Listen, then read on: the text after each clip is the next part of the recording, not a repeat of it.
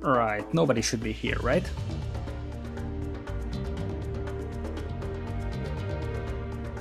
So the guys are actually setting up the game.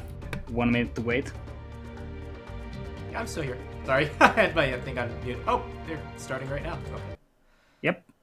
Just 30 seconds to wait. And after that, we should be ready to go.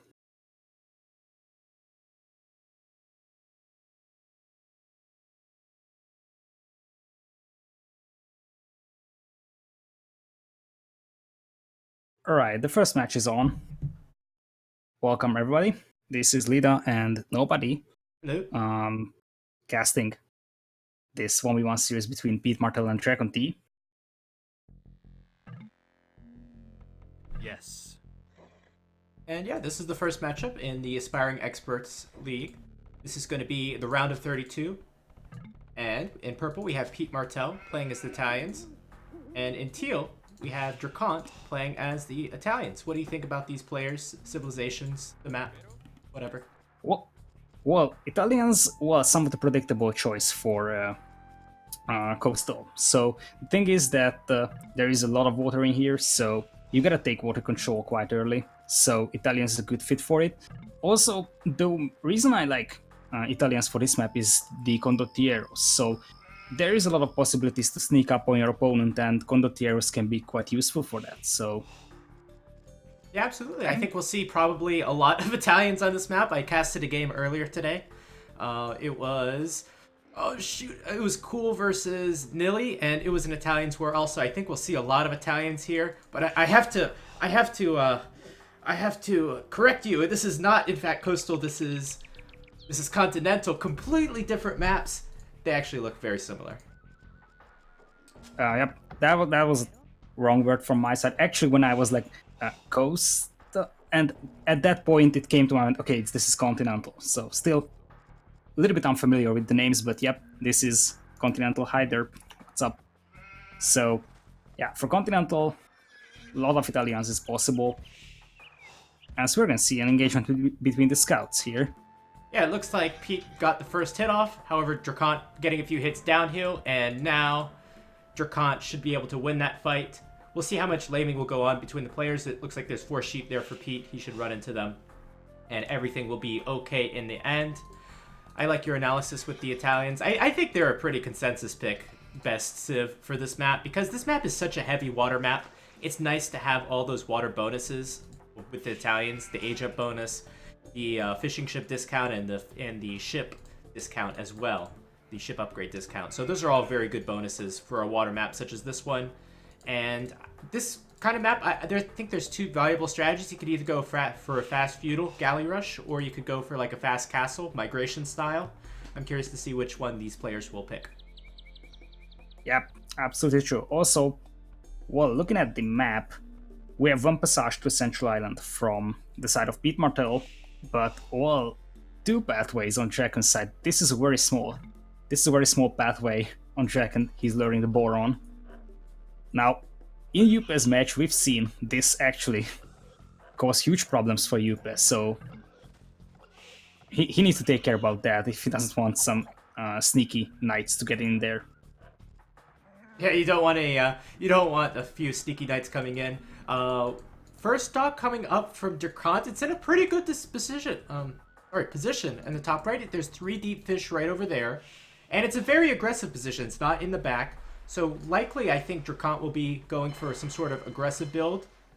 And for Pete, he's got his dock all the way in the back. It's also a good position, but it's much more defensive.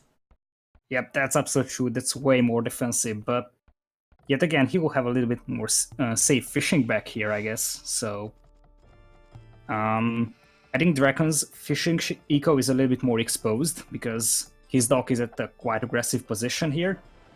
But this could pay off for him eventually. So he could take control of this central water region with this dock quite efficiently, I think. Yeah, absolutely. So, and what do you think about these players? Who do you think has the edge as far as skill level? well, I'm not that familiar with either player that much, but well, I've seen Pete Martell play with quite a few high-rated players, and he did nicely. So I would say that he has a little bit more of an edge, but still, this could be an open competition, I would say. Oh, I disagree. I think DraCoNT. I think I like DraCoNT a little bit in this matchup. Maybe it's just because I know his name a little bit better. I only watch so many games of these players, but I, I don't know, just something about the name. I'm going with DraCoNT. Yeah, that's possible. Well, I'm not that familiar with DraCoNT. I haven't seen him play that much. Well, could be because of the time zones I'm actually casting games. Yeah. And the fact that he's not online in that times. But I've seen more of Pete Martell. He's a decent player, I have to say. So he is one of the better players of this tournament, in my opinion. So really curious to see how well it's gonna go for him. And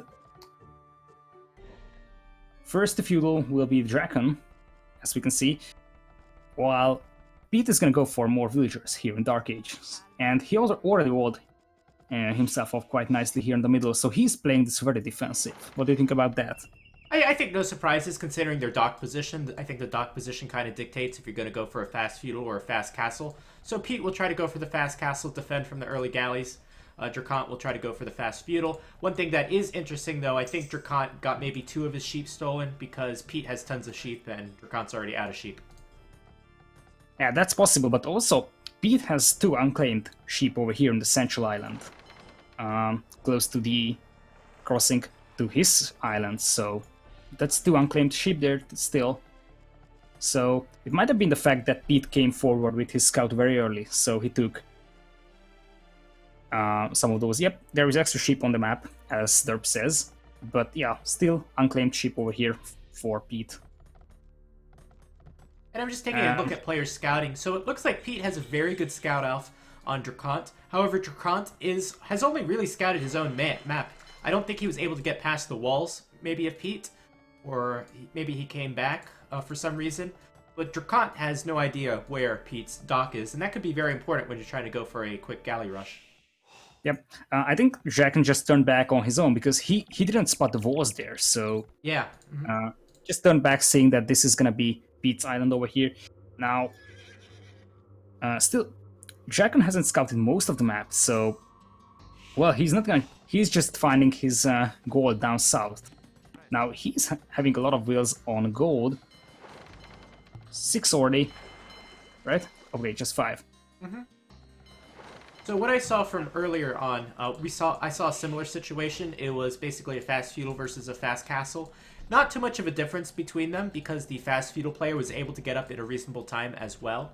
However, it looks like DraCoNT's having a lot of trouble finding Pete's docks, and Pete is actually, I don't think he has enough food or gold to go up for a fast castle, so maybe he's going to do just some galleys here.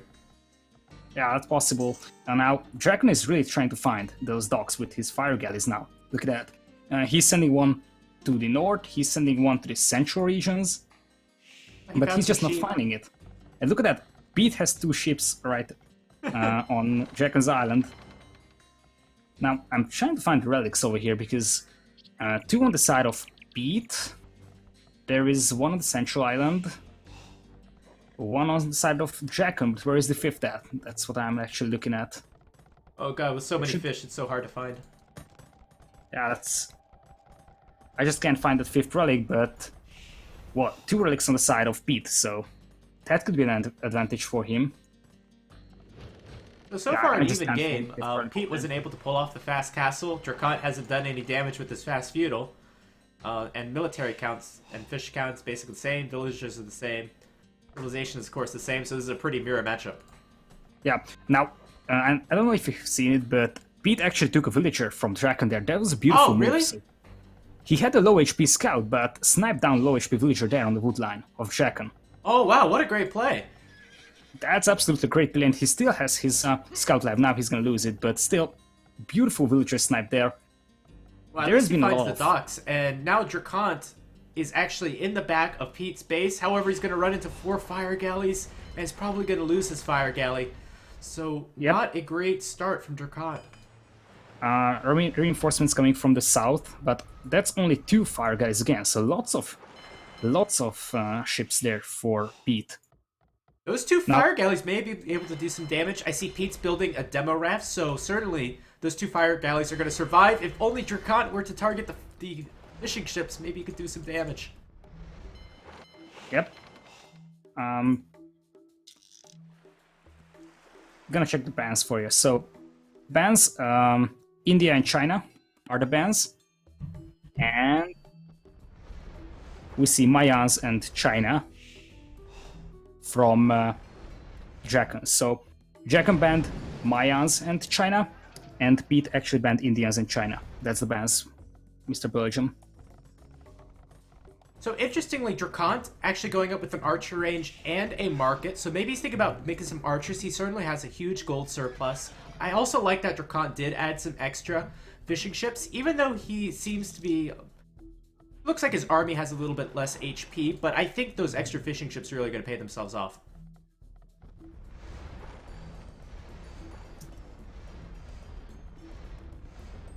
Yep.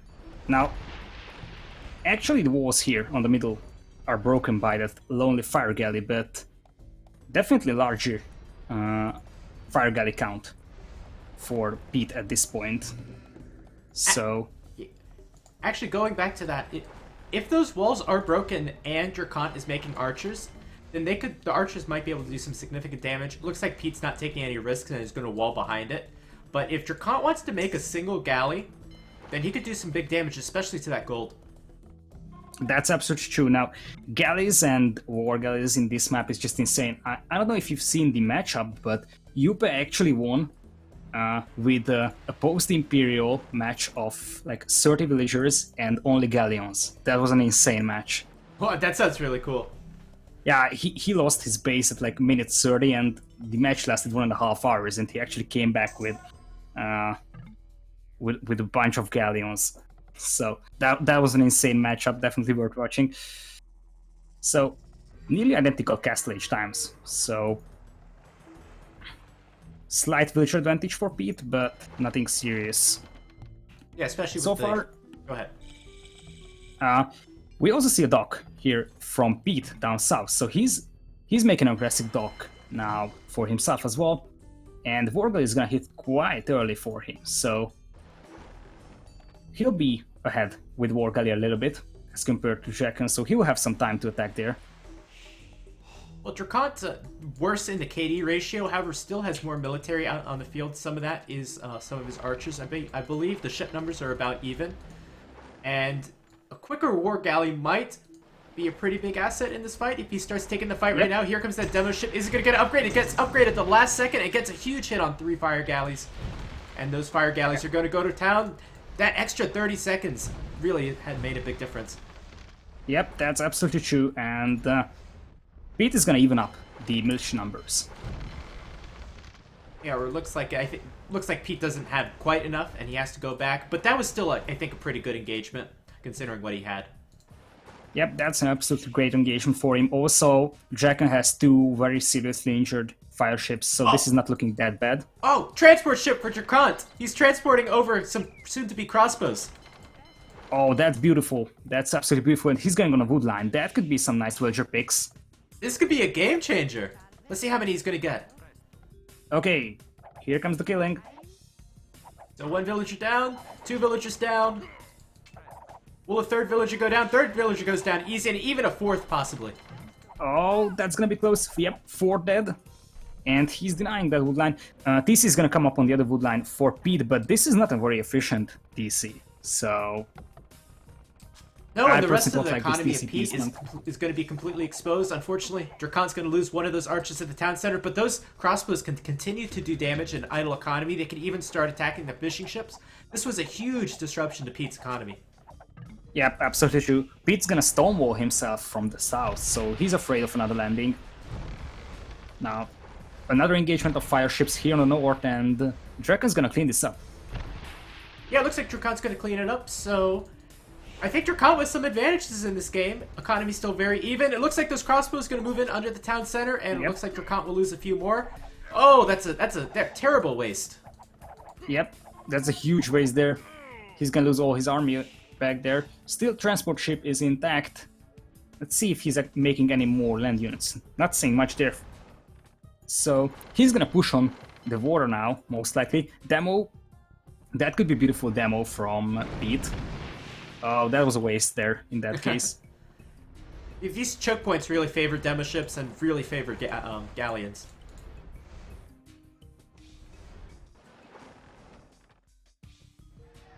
So, take a look. Okay, I'm just always scared about these purple dots on Draken's Island, but this is just sheep for Pete. Yeah. I'm No always need to like, be okay, afraid. we have a landing, but, well, it's just sheep. So nobody took control of the central island just yet, so this is quite interesting as well. So you could potentially try to wall off your opponent. We've seen this from Yupe, for instance. Well, he failed with that, but, well, the intention was there at least. What I find interesting in this game is the KD is so in favor of Pete, and yet all the other statistics are dead even. The fish, the military, the villagers. I wonder why that is, whether DraCoNT's not been using his macro as good as he should be, or what the reason is. Yeah, it could be possible that... Well, Draken lost villager early here, so there has been some issues there as well. I think some small mistakes there, and that's the reason behind that. So we have 3 town centers from DraCoNT, 2 town centers from Pete. DraCoNT's going to pull away a little bit in the villager count. However, still, it's mostly all about water. Pete is pushing with 1 mega now. I don't know if he's going to commit more to this. I guess we'll have to see.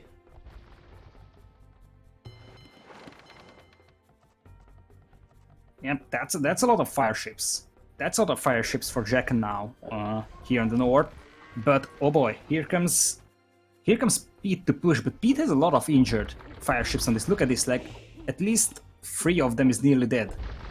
Even 4. So, these are some weak fire ships. And I think switching to galley, although it's a good long-term option, it kind of leaves you a little bit vulnerable in the short term. So if Pete wants to take a big fight right now, I think he could actually clean up most of what DraCoNT has. Let's see how this engagement goes. And already, Pete cleaning up so many of the galleys of DraCoNT as most of his army's not in the same place. Yeah, he had some nice hits with those demo ships. He had one on the fire ships and one on these war galleys. And Draken's gonna transition to war galleys. Oh, more demos coming up on the north. So, those could be some good demos if he lands those. Botkin Arrow and Ballistics coming up for Draken meanwhile. And here come the demos. It's all about these demo ships. Can the galleys be able to counter these demo ships like they're supposed to be? And it looks like it. Yep, not much damage done on those war galleys. And look at this position. Look at this position. Oh, look at that. In the middle, he's gonna lose that mangonel to a villager. Yeah. Oh, no.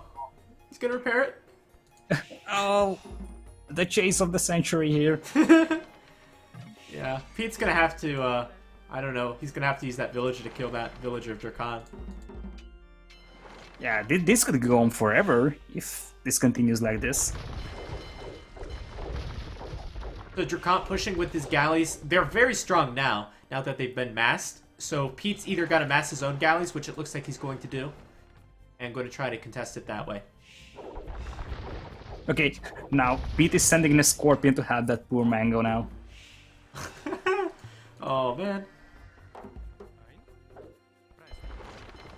And the North Dock is gonna fall for Pete, it looks like. He doesn't really have the navy to fight this at this point. Has a few fire ships, but... well, he's definitely behind the navy. Well, I think in that big engagement before, the fire ships of Pete took out the fire ships of DraCoNT, which DraCoNT didn't need too much. He's transitioning to galleys. And then on the way out, the galleys of DraCoNT took out a lot of the fire galleys of Pete. So now Pete is forced to transition to another unit. He, of course, lost all those demo ships. So that's why DraCoNT is ahead.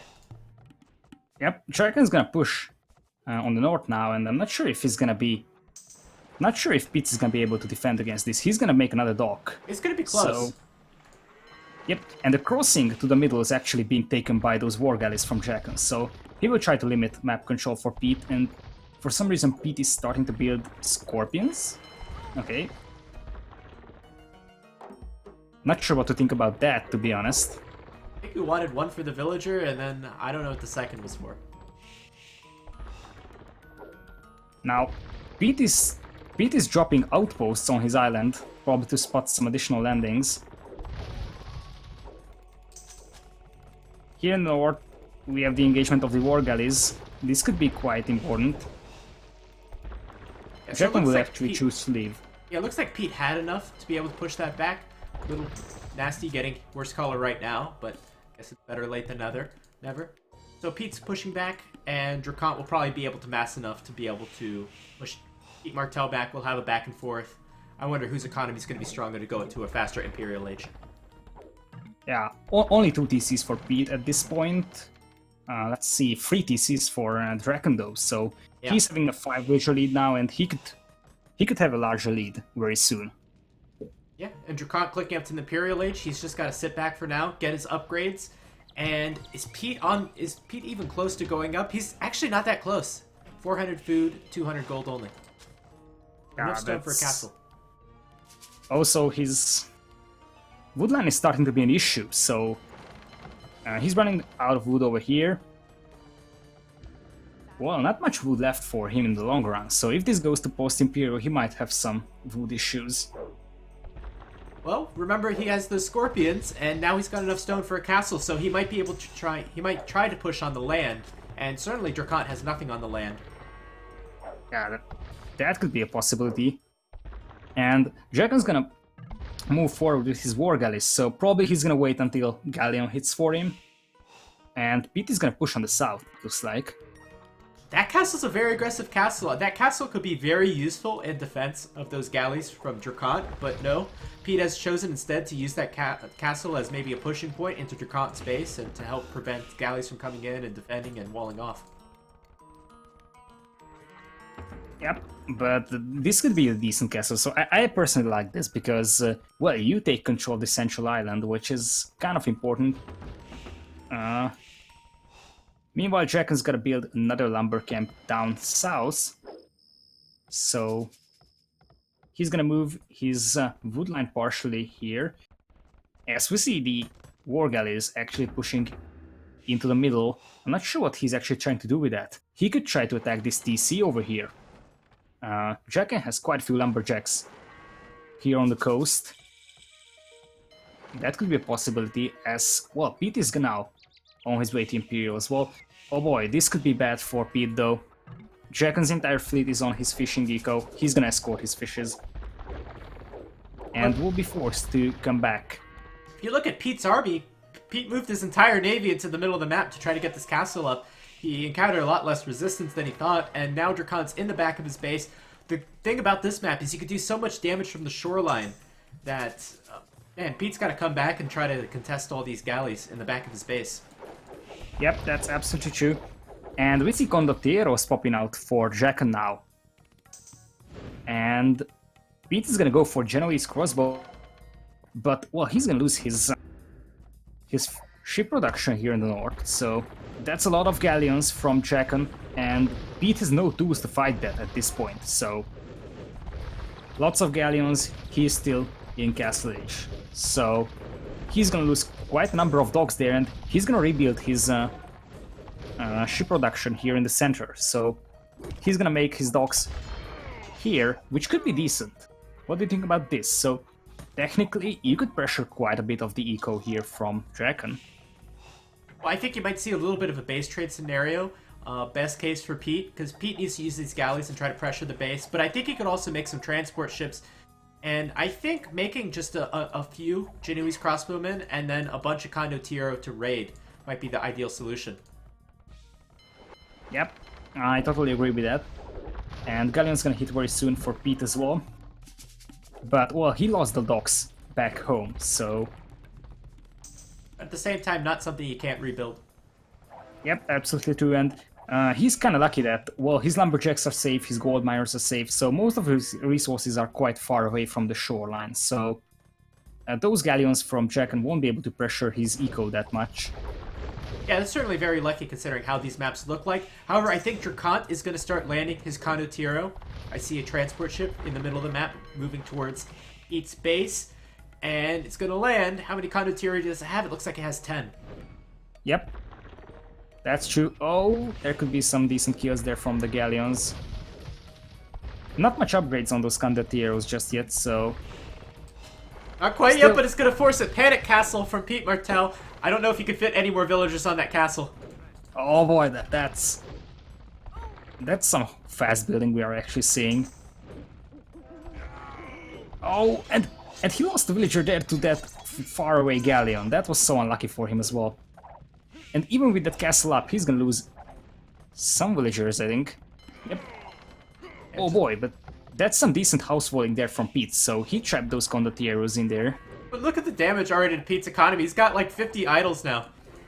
Yep, and look at that, this wood line is just the definition of inefficiency at this point. Oh god. So he will have to leave this and move up here, but the thing is that most of the remaining wood lines are quite exposed to naval attacks, so this could be tricky. I think this might be the move that wins DraCoNT the game, his landings. I think those kind of Tiro killed like 2 or 3 villagers, but just the damage they've done as far as idle villagers, that's just ridiculous. Still, most of these villagers not even working properly. Now, Pete is doing some damage as well, so he took down a TC from DraCoNT here. And he's starting to chop down houses at least. Well, at least it's something, as we see this whole army. 3 Genoese crossbows, 2 scorpions, a mangonel, a sheep, and a trebuchet. The perfect unit composition for Pete Martell. Box formation too, I hope. Look at that sheep. Oh, that's good. Oh, where's the unit control for Pete though? He's running straight into the castle. Oh, Yep. man. Oh. Oh! Oh, poor guys. Poor guys. That lonely trap is sniping down the castle though. Well, now the sheep's just left. Now the thing is that he's gonna lose his docks again to these ships. Oh, on the right side, huge engagement between those galleons. And defensive castle from DraCoNT coming up. He's gonna lose quite a few villagers to this. And yet again, another sheep there. My chat's really liking the sheep. Oh boy, but look at the ships coming from DraCoNT, so he's gonna completely surround the fleet of Pete here. So Pete could lose all his galleons in this fight. Still, Pete has chemistry on his galleons, no chemistry for DraCoNT just yet. But yeah, those galleons are dead for Pete. Yeah, nice trap from DraCoNT. DraCoNT's got solid water control. I think if you're Pete, I think you just try to focus on the land as much as possible. And I think that's it. Just try to focus on the land as much as possible. Maybe Elite Skirmisher might be a really good upgrade. Yep. Look at the military numbers now. 50 for DraCoNT, just 10 for Pete. Obviously, it's mostly galleons for DraCoNT, but still. Problem for Pete is that aside from these 2 trebuchets, he doesn't really have any land units at this point. So DraCoNT at least has some condotieros at his disposal, but well, Pete, it's really about like 1 or 2 Genoese crossbows, but that's all. Now he will try to protect his traps here with his galleons. That could be a smart move, but well, the galleons from DraCoNT will arrive very soon, I'm pretty sure. So do you think you have to have water control to win this game? Well, I think early game you need water control because of the fish. In late game, not necessarily, especially if you can push your opponent on land. So, like I said, when Yupe was playing, he was completely pushed off land, and I was like, okay, you have 30 galleons, but you had like 30 villagers, and it was his eco was just completely filled with cavaliers from his opponent. But he eventually won that. So I think to some point it's depending on the map, because if most of the resources are exposed to galleon fire, then it's definitely gonna help a lot. But other than that, I think early game you need water control, but after that, not necessarily, I would say. Wait, so here's an interesting question. Who do you think's winning right now? Well, it's tough to say. It's tough to say. I would say that DraCoNT is a little bit in a better spot. So yeah, Pete is pushing his base quite well, but well, I'm not sure why DraCoNT is not cleaning this fleet up from Pete. He could do this. Now Pete has the eco advantage at this point, but DraCoNT definitely has the military lead. But well, I just don't see why DraCoNT is actually using his galleons to kill houses. Obviously he took a market there, but other than that, he's losing his TCs. I think Pete, So if Pete wants to go Genu's crossbowman, he's already got the upgrades on them, and he could have some bombard cannons. I think he could have a very strong land army. Might be able to clean up most of DraCoNT's base. yep, I think DraCoNT needs to act on this because, well, what we see is just siege from Pete, and it's being protected by a bunch of galleons, and Pete is already on bombard cannons, and DraCoNT is losing his base quite badly over here. Yeah, and he's moving his fleet now to attack from the south. He has to push this because he cannot allow those trebuchets to just sit there for free. Now, trying to look around, but oh boy, this is the last TC from DraCoNT, if I'm right. Yeah, DraCoNT, needs his town centers. He's pretty low on bills too. oh, this could work for Pete. Now he's gonna lose his ships to this fight now, but he did some quite serious damage to DraCoNT. DraCoNT has lost quite a few villagers, he's behind. Military number is also quite even for the two players now. So, yeah, the bombard cannon is doing so much help in that naval engagement. The bombard cannon might be the difference. Yep, absolutely true. So, chemistry was quite late for DraCoNT, he just researched it like a minute ago. And Pete has been using it for quite a time, so that could be a difference maker there. And at this point, DraCoNT is on one TC that's actually having 200 HP. Most of the ships coming over from DraCoNT. It doesn't look like they'll be able to clean it up. I mean, Pete Martell's economy is working pretty well, so he's able to continue to build galleys. DraCoNT looks like his economy's a little more messy. I think he's hurting a lot for... Well, he's got the resources. He could build more, but it looks like he's hurting a lot for wood. And it should continue to get worse. Yeah. Now, DraCoNT is building a defensive castle over here. What do you think about this? I mean, his buildings were shut down. He's under siege by bombard cannons, and he's building a castle over here. Well, I'm not sure about this castle. I think what DraCoNT should have done is he should have put his galleons in a little more strategic positions, or he should have gone in like he did a few minutes ago. He should have gone in a lot earlier. He should have rebuilt at the bottom and continued to try to expand, and continued to try to do the condottiero raids, because that's what really put him ahead. But nope, Pete's gonna win actually with this crazy push, and it's gonna be GG. First point for Pete. Yeah. Absolutely beautiful there from Pete. So he literally had like 3 siege units that could actually push on land, but this was a genius move from him to protect all those siege units with his galleons. So I think DraCoNT acted a little bit late here, so he had a fleet of like 40 ships that were actually just shooting the market here for Pete, and at that time Pete had like 8 galleons protecting those trebuchets. Those galleons could have been devastated by DraCoNT's fleet, but by the time DraCoNT actually moved up on these ships, Pete had a fleet of like 30 over here, and he was just able to protect his ships. I think DraCoNT probably didn't take the middle threat as seriously as maybe he should have, because I think 9 times out of 10 I watch this kind of game and the player with the water control wins, and that wasn't the case this game.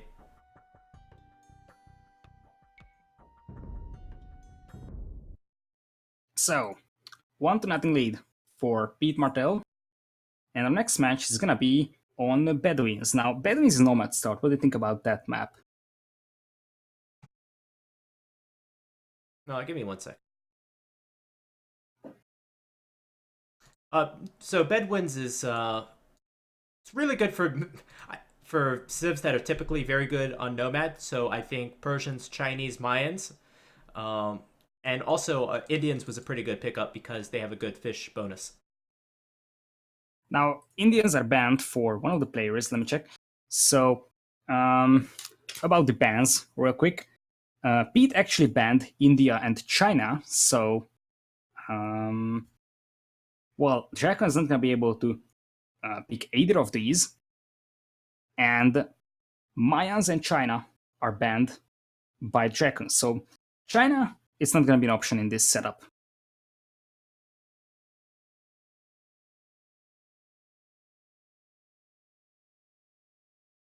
And as we see the other match launching, so we should be in game in seconds. Yeah. You could give the introduction. I have to change the score. They started very quickly. All right. So, Welcome, everybody. This is going to be the second match in a best of 5 series between Pete Martell and DraCoNT in the Aspiring Experts Cup. On the right side, in purple, we're going to see DraCoNT playing as Spanish. Meanwhile, on the left, we're going to see Pete Martell in green as Indians. With me is NobodyAoE co-casting. So, what do you think about these civilizations in this setup? Well, the Indians is a no-brainer because there's so many of these shorefish all around the map. These shorefish have 300 food, and of course the Indians get 2 separate fish bonuses, so their economy is going to be very strong.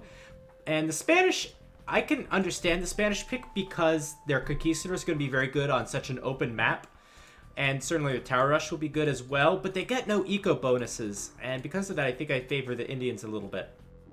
Yep, Pete's gonna call a restart. It looks like he hasn't been able to actually place his TC in time. So DraCoNT already had his TC up, and Pete was just wandering around trying to find the proper spot. So we're gonna call a restart. Now, players do get 1 restart each for this best of 5 series. So Pete has just used up his one. Yeah, I absolutely like your opinion. Also, tower rush could be an option for Spanish in this matchup. We've seen this in the case of Yupe. Well, for Indians, I think I agree with you. So Indians are just an insane civilization with this many shorefish around. So I would definitely say that there is a civilization advantage for Pete in this scenario. Yeah, I think so. But still, those conquistadors could be strong, so you have to see them. Yeah, absolutely true. So, well, I would say that, well, for Indians, well, you gotta reach Imperial as Indians, in my opinion. So I'm almost always a little bit skeptical, let's say, about Indians in 1v1s because, well, the best unit for Indians should be camels. But, well, you need a great economy to actually reach that. So I think that if you go with the Imperial with the Indians, then you definitely have the chance on this map to just completely steamroll your opponent. But yet again, you're gonna face Conquistadors early Castle Age, which is kind of tough. So I could imagine camels from quite early Castle Age because, well, camels can do decent in numbers against Conquistadors. Or, well, I'm definitely curious how you would actually fight against Conquistadors because, well, it's definitely one of the toughest fights to take. I think monks and camels probably be the best option. Yep, I agree with monks. So monks is definitely the way to go, but, well, he needs to take care not to let his opponent actually mess up with all those Conquistadors, because once those Conquistadors come in numbers, it's going to be really tough to stop them. Pete's going to be the first one to chop his TC, and let's see. So in purple, we're going to see Pete Martell as Indians. Meanwhile, on the teal, on the right side, we're going to see DraCoNT playing as Spanish. Now, slight advantage for Pete in the case of TC construction, so he almost has his one ready, and, well, DraCoNT is behind, definitely. Yeah, he made sure to place that town center right away. And look at this, the boar's actually blocking the path for the villagers, so now it's going to be a restart from DraCoNT. Well, at least no more restarts here anymore, because, well, each player has used his own restart in this series, so no more player restarts from now on. Now, this was a decent spot for DraCoNT, to be honest, so I was about to say that I really like the spot he placed his TC at, because, well, gold nearby, lots of shorefish, so I really like this spot, but yeah, that boar blocked it. What do you think was the reason why DraCoNT actually called a restart? Was it just the fact that his TC was too late? Yeah, I think that was the only reason. Yeah, that could be possible, because I don't think that boar blocking would be the I think it just made the TC up a little bit later, too. Then I think it was already late to start with. Yep. So, for the third try, we might actually get into the game now. So it's gonna be Okay, at least they're starting it quite fast. That's quite lucky. So we should be in game very soon.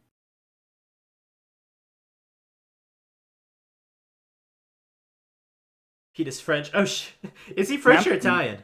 Oh, okay. He's Italian. Okay, good. I got my looked flag up the right flags for him, and for some reason I have Mexico flag on the game It's screen. close enough. That real quick. It's close enough.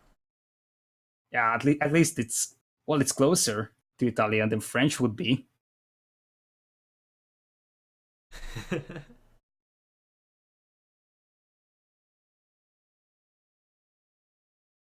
All right.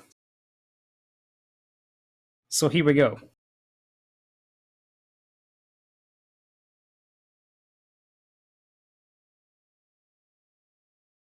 All right, hello everyone, and welcome to the second game in this round of 32 matchup in the Aspiring Experts League. We're going to have Pete facing off against DraCoNT. First point went over to Pete in his first game on Continental. I'm joined here with LidaKor, or Lida, once again, who's a newer caster in the community, and pleasure to cast with you. Yep. Thanks. Thanks there.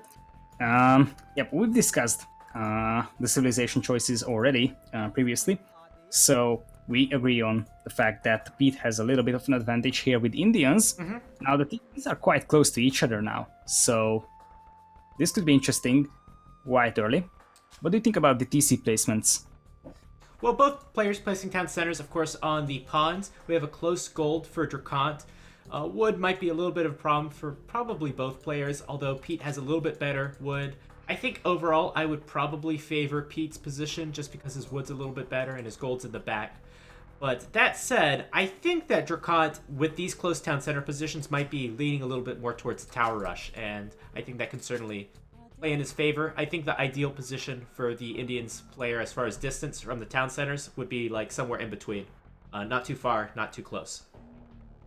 Yep, I agree with that. And Pete is gonna drop his first meal on this shorefish on the south, so he's gonna take that fish first. Well, kind of understandable because his TC is kind of far away from that lake, so I kind of like the decision because I think if you should exhaust one shorefish, it should not be the shorefish that's closest to your town center if you have the luxury of doing so, because you could always go back to that and that'll always be safe later on in the game. yeah, I absolutely agree with that. So this is a perfect safety valve for you. If you need to fall back in early Dark Age, you don't have to fear from push from your opponent, so you are basically safe fishing out here. He's gonna have another lake to the right side. I wouldn't be surprised if he claimed that quite fast as well. He has boar on the right side as well for him. And surprisingly, DraCoNT actually placing his lumber camp all the way on the left. That's better for saturation and safety, but it might slow him down a little bit. Also, DraCoNT, one villager advantage. I assume he got his town center up faster. So last game, I was casting a Mayans versus Indians matchup, and I thought the Indians would be much better, but that extra villager from the Mayans went a long way towards keeping them even in the Dark Age. And I wondered if it's going to be the same with that faster building speed for the Spanish and the quicker town center, whether that one vill advantage is going to even up the food count. Yep, that's absolutely true there. So far, quite even economies for both players. Now, Dragon's mill is not that efficient in my opinion over here. Obviously, he can't really place it at that much of a different spot, but, well, most of the shorefish are gonna be quite far away from it, so I'm not sure if this is a great mill from him. Not a great mill, but it's not. It's also the best mill you could get on that that terrible pond with all the trees surrounded around it. Yeah, that's quite an unfortunate map generation for Jackham there, but, well, he's doing his best with what he has. Yeah, I'm still thinking about these lumberjacks down south for Jackham now. I'm gonna check if Pete sees that. Oh boy, Pete actually sees that. So he sees the trees being chopped over there. Now, that could be kind of important because, well, this is the perfect spot to raid. Well, he sees it. The question is, has he noticed it? And if I was playing, I would not have noticed it. With these players, I'm not 100% sure either. Yeah, I don't think... Well, it could be possible that he noticed it. It's kind of tough to notice because he doesn't see the lumber camp. He only sees the trees being chopped, so unless he scrolls over there directly, he's not gonna be able to spot it from the minimap. And DraCoNT luring in his second boar. I saw Tia Harabel in the chat, in the Voobly chat, saying that the boar is going to be more efficient than taking the shorefish because all the fishermen are going to be bumping into each other, and I have to agree with it at this current time. Yep, that's true. It's 2 boars from DraCoNT, and, well, Pete has 1 boar on the right, but he hasn't taken it. Oh, Pete doesn't know about that boar. Oh, I don't think it matters too much, to be quite honest. Yeah, he has a boar in the north as well, but, well, DraCoNT definitely has been doing a decent scouting around his base, I would say. I'm gonna check. Yep, so DraCoNT has mostly been scouting around his own base, while Pete has done a decent scouting all around the map. So the thing is that Pete is using his sheep to look around. Now that's quite common in the case of competitive AoE too, but still, I'm not seeing DraCoNT actually scouting with his sheep. Yeah, not too much. It looks like he's going to either do 2 things in Spanish. He goes super aggressive with the towers or super defensive and try to get to Conquistadors. Looks like it's going to be the latter strategy, as he still hasn't clicked up to the next age. Pete's about to hit. What is Pete going to do for his opening rush? It looks like a scout rush. Yep, and DraCoNT's gonna just completely wall himself off and go up the castle. So scouts for Pete. Now, I'm not sure about scouts over here because, well, once DraCoNT is actually completely walled, then I'm not sure if those scouts could do any major damage there. Well, they could certainly be very annoying. Forcing DraCoNT to double layer this extremely long wall would be a ton of resources invested. So perhaps that's what DraCoNT can hope to aim for. And as well, he'll gain map control, which means he'll feel safe to take all the other shorefish around the map. Yeah, that's absolutely true, but yet again, if he doesn't take or doesn't make that much of damage with those scouts, then it could be a bad investment, because later on those scouts won't do that much for you, and you're gonna face Conquistadors when you invested a lot in just a few scouts. So I think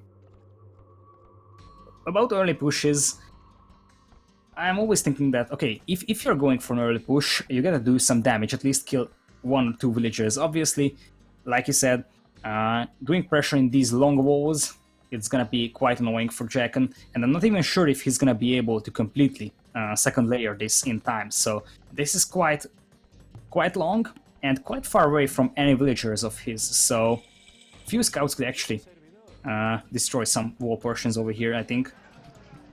Now, he's gonna drop a few... Oh, he's gonna tower the shorefish from DraCoNT over here. Pete's gonna drop a tower, so Pete will go aggressive. Yeah, and I like this tower. I mean, it'll help him get through the walls, but it'll also deny all that extra shorefish. DraCoNT he's really relying on his shorefish. He doesn't have a single farm out, doesn't have Force Collar. So this could do a lot of damage, especially if a second tower gets up next to the town center too.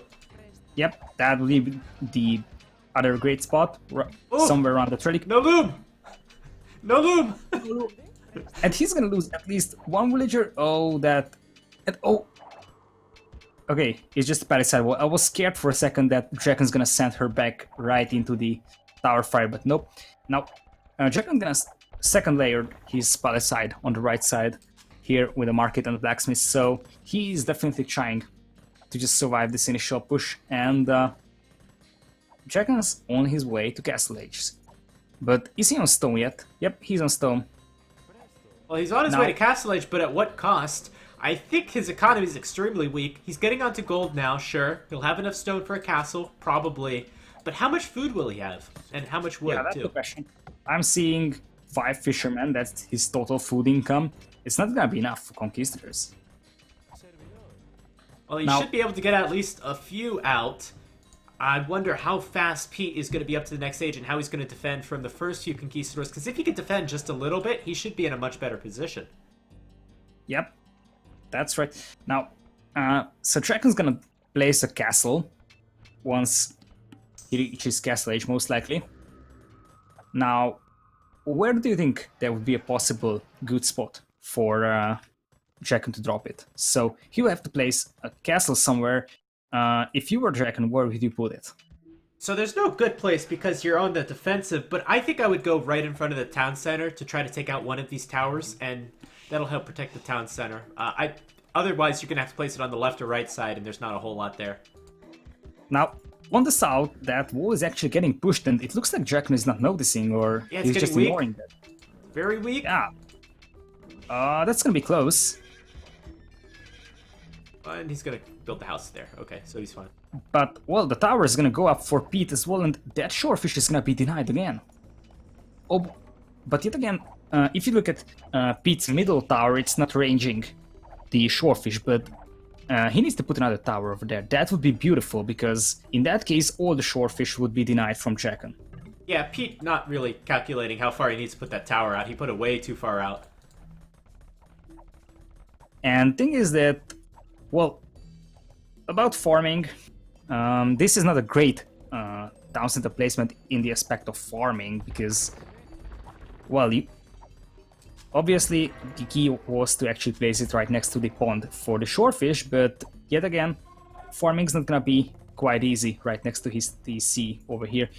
And look at that, DraCoNT is completely second layering the southern part. So even though there is not even a push there now, he's gonna invest some resources on a second layer of palisades. And look at this, Pete eventually starts stonewalling himself on the north. And he's actually going into skirmishers as well, so not going to go with camels, not going to go with monks, going to go with skirmishers for now. And he's going to try to defend with a feudal age army for at least the next minute or two. A lot of these villagers are very open, and I think this was a mistake from Pete leaving his villagers here. But it looks like he should defend from the first wave, or will he? Yep. No, I don't think so. Incoming. Oh, poor skirmishers fighting those conquistadors. That's so unfair. Yeah, they have no upgrades too.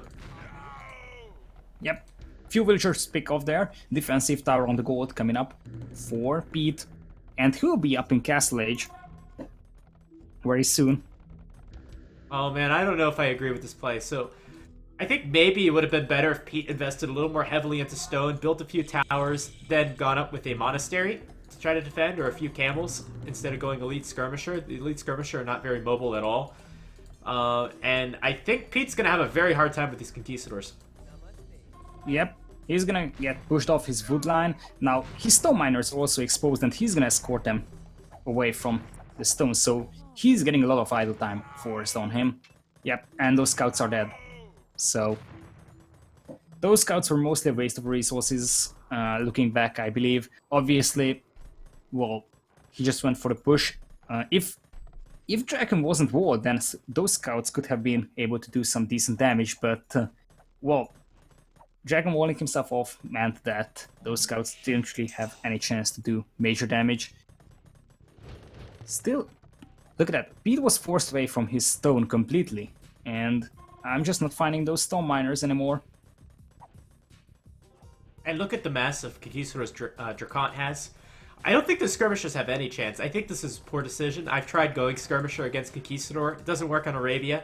It certainly won't work very well on this kind of map. And this is, might be a very rough game. The thing I don't like is that still no monasteries for Pete. Now, monks would be the best way to go against these conquistadors, but he's not even building a single monastery, which is quite surprising to me. And yeah, he's mainly just going for elite skirms with fletching at this point. I think his economy is a mess. He doesn't have enough wood to build a monastery, and the only resource he could safely take is gold. Oh man, I think we might see a GG coming up pretty soon. Yeah, this should definitely be about that. I think DraCoNT doesn't even need to fight these skirms. He just picks off as many villagers as he can, and he should be alright. He's gonna have his siege workshop up, and we're gonna see a battering ram coming up. He's gonna take these towers down and secure his own shorefish. And yeah, those conquistadors are just doing so much damage. They can just run away, come back and do even more destruction. DraCoNT doing so much damage with just a few conquistadors. I think Pete probably, again, should have went into some sort of other army other than elite skirmisher. Maybe he should have walled earlier, but going against conquistadors, you need to do something, and elite skirmisher was not the right option. Well, I personally don't understand this stone wall here on the left, because my main issue with it is that Pete's base is completely open. Now, he drops a stone wall here in the north, but, well, what is it gonna prevent? I mean, down the south, this is completely open. And, yeah, he's locked from the north, but other than that, his base is completely exposed. He's cut off from stone completely. So, gonna take a look at his resources. Yeah, he doesn't even have the stone to build a defensive castle or anything. Doesn't have the resources for anything. Yeah, not even a defensive. Yep. Oh, GG. Yep, that was the GG moment there. I think when that mangonel shot actually hit that villager, it was the GG moment. Well, this was quite predictable, considering the fact that, well, Pete's eco was so exposed to all these conquistadors. This is what I was actually referring to as you need to survive the early Castle Age push against Spanish. So I would say that I completely agree with you that I just don't understand the choice of elite skirmishers in this situation.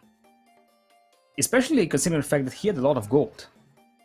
He had a lot of gold and he had some safe gold miners, so going for trash units here. Also, elite skirms is a quite huge investment in the case of upgrades. Yeah. So I just don't see why he actually went for elite skirms. Camels could have been a better option, or really it's about probably walling at least a little bit. Yeah, I think so. I think walling is the best counter to conquistadors. All right, so now comes the third map between DraCoNT and Pete Martell. This is one of the weirdest maps in this series, in my opinion. It's gonna be Houseboat. What do you think about this map? Oh, I think it could be a lot of fun. I think it really takes a lot of focus to be able to move the villagers over. Last game we saw Japanese a lot. See if we see that a lot this game. Yes, Japanese is a quite common pick in this situation because of their HP on the fishing ships. I've seen quite a few matches with Hans being used because, well, you are mostly controlling a small area of the map only, so not having the need to actually construct houses can save you a lot of space, as the guys are actually doing the game launching quite fast. We're in game. So here comes game 3 between Pete Martell and DraCoNT. Alright, hello everyone, and welcome to the third game. Score's currently tied at 1-1. We're on the map Houseboat. And this is a Spanish versus Mayans matchup, so no more Japanese. Who do you think has the advantage? Oh, that's interesting. So, quite surprising picks from both players. Like I said, the early villager advantage of the Mayans could definitely help DraCoNT in this series, so I wouldn't sleep on that. I think that I would say that Spanish would have a little bit more edge in this scenario, and well, for a number of reasons. So you might want to go aggressive.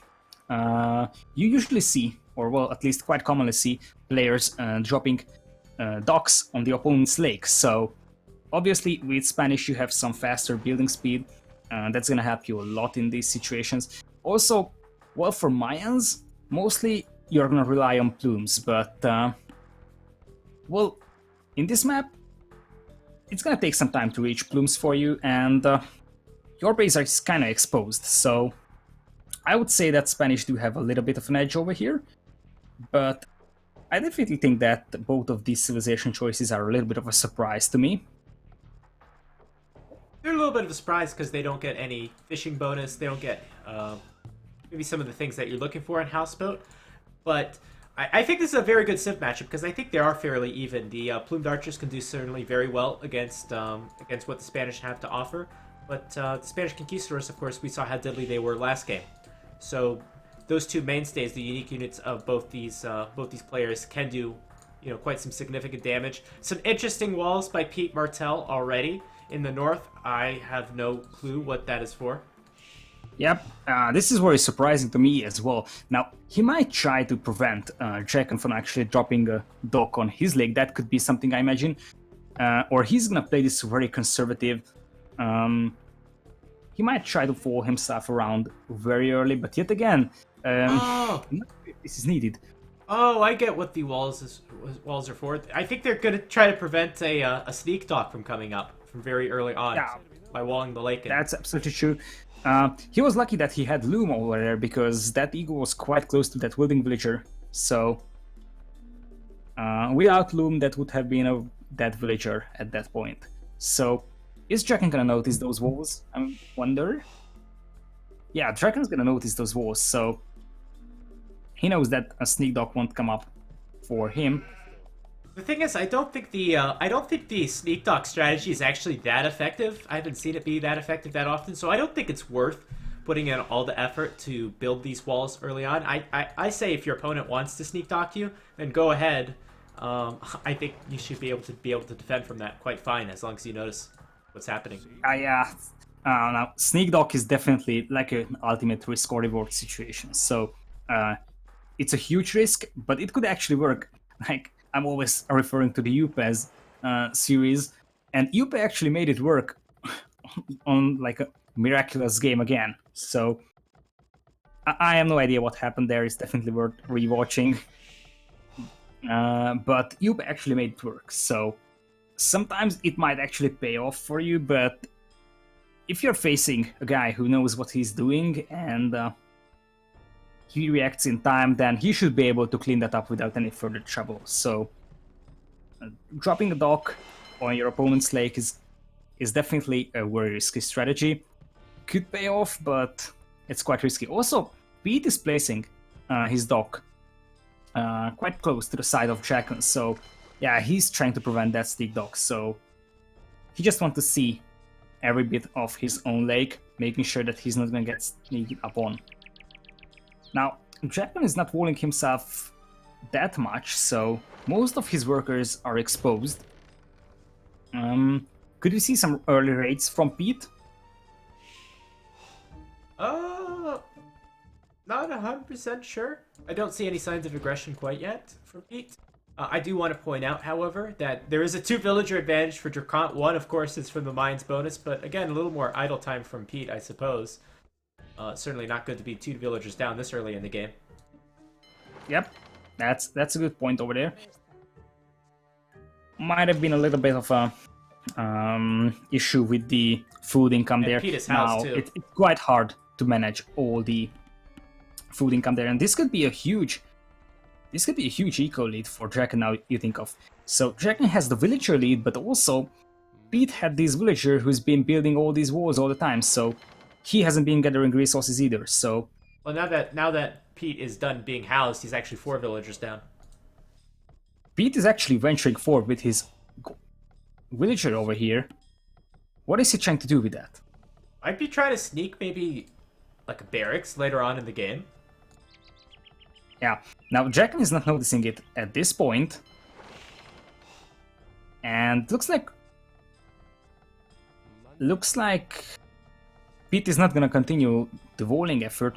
Oh, he could place a barracks somewhere over here. Yeah, he's trying to protect that villager with a scout. Oh, and the eagle might actually see him. It's obvious. Now the villager's gonna help out in this fight. And look at that. Here comes the villager to help from DraCoNT. Yeah, that's a fail. That's just one more idle villager from Pete. And he might actually lose him. Yep, he's gonna lose his villager to this. Eagle's gonna be able to catch up. So that's gonna be 5 villagers down for Pete. Terrible start to this game. Yep, and he has no restart. Also, we've passed 4 minutes by far, so he will have to play it this way. 6 fishing ships for DraCoNT, 5 fishing ships for Pete. Pete is probably...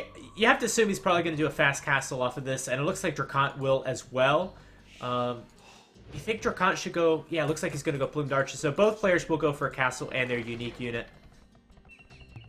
You think maybe we could see a repeat of last game, where the Spanish player was behind, but then they came back? Well, that's kind of a tricky question because, well, the thing is that plumes can be quite efficient. Obviously, not directly facing conquistadors, but if you micro those plumes well, there is quite a bit of a place where DraCoNT could raid with those plumes and pick off some villagers, and that could hurt Pete quite badly. So I think that Mayans is a little bit better fit than Indians in this scenario, because, well, just the better unit pool, in my opinion. So Indians, you are rather stronger with your camos, but you need time to develop those. But plumes can be efficient quite early, and we're gonna see a Doc sneak with Pete, and DraCoNT's gonna notice that. DraCoNT's gonna notice that sneak.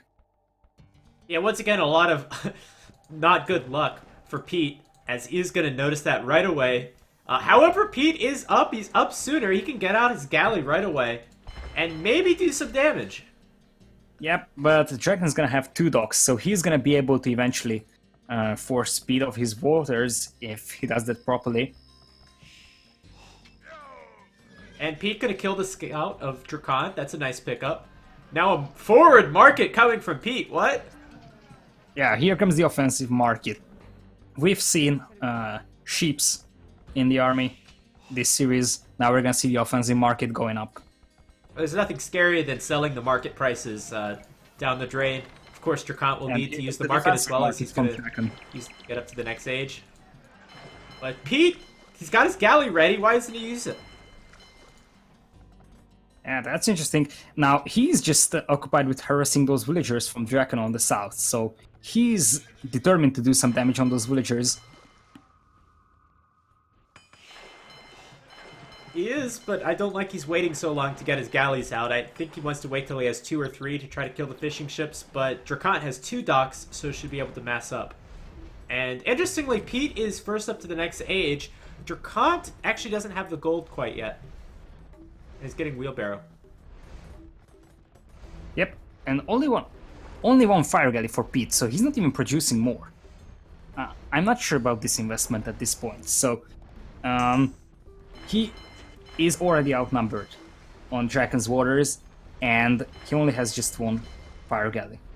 He was making a second. I like the decision to cancel it, actually. This is a big overinvestment from DraCoNT. So yeah, I was thinking about the same here. So he forces DraCoNT to actually make a quite huge navy. Look at that, 4 fire guys already, and this might be just a trick indeed from Pete. So with the flag on, DraCoNT is unaware of how many ships are in there, right? yeah. So DraCoNT definitely is forced to make his fire galleys, and he's gonna invest a lot in these, and it's not gonna help him in the long run. So good idea there from Pete, I think. Well, I think it's more or less even, but might have been a little bit more resources invested from DraCoNT. Looks like the galley will come out and get destroyed. Pete is going to be up to the next age and should have enough stone for a castle. He's going to place an offensive castle as he's first to the next age. Yep. He was definitely scouting around with those outposts, so... Yep, Pete is buying stone and he's going to drop a castle indeed. Now where is he going to put it? Good position. Yep. Also, there is a hole in the wall on the left of DraCoNT's base. Look at that. Need a relic. So... Actually, that's huge. DraCoNT's not going to notice it. He's not going to wall it up. And also, he overchopped his wood line over here, so... But yeah, this hole is definitely a game changer. And if these conquistadors can get in before the castle is up, I assume DraCoNT's going to place the castle there. But let's see. Conquistadors being made. The castle is going up for DraCoNT. Oh, is this conquistador going to do any damage?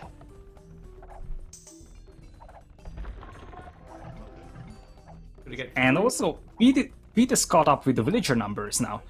Oh, that conquistador could do some nasty damage. It's a little too far away to hit these villagers.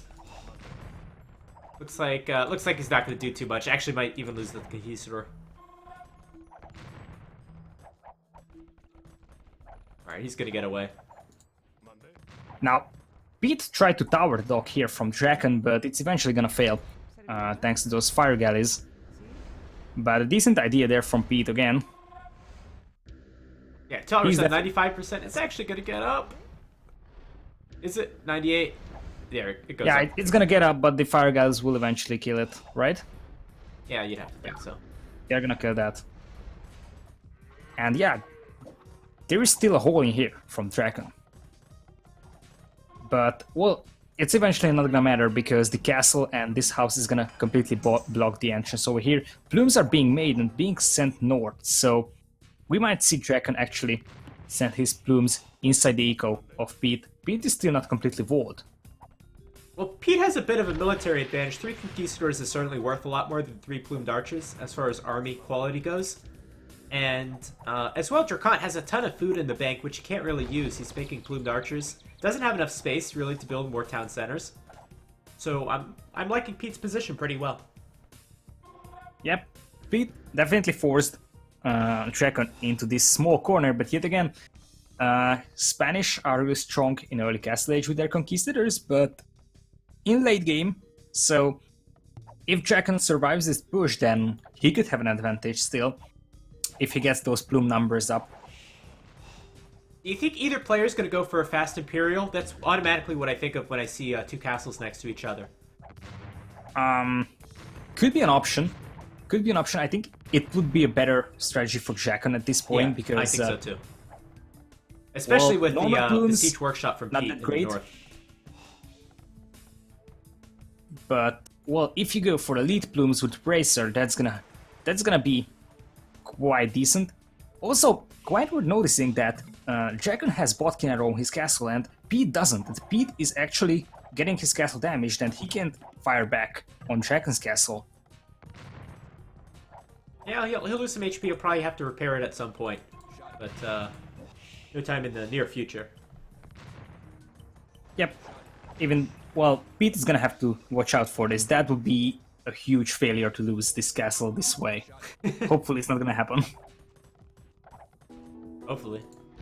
I think DraCoNT's gonna go for the fast Imperial. He's got a lot of food and gold. He could sell some of his wood as well. And it looks like Pete is actually gonna go for the Castle Age push, followed by a boom in the back, as he's got a second town center already out. Yep. 2 TCs for both players, but and DraCoNT's second TC is quite exposed and it's gonna get under siege by Mangonel. So Pete is gonna go for the Castle Age push, I believe. Yeah. That could be some dead villagers there if he's not cautious. And this is one of the stronger combinations of the game. Sure, Plumed Archers are not afraid of Mangonels. They're not afraid of Conquistadors, really. But the combination is a lot stronger than each individual unit. Yeah, and I think main issue with DraCoNT is that, well, he has these plume numbers, but, well, he can take a direct engagement with these Conquistadors, but, well, at this point, he's losing that TC, so he either takes direct engagement or... Oh, that's close.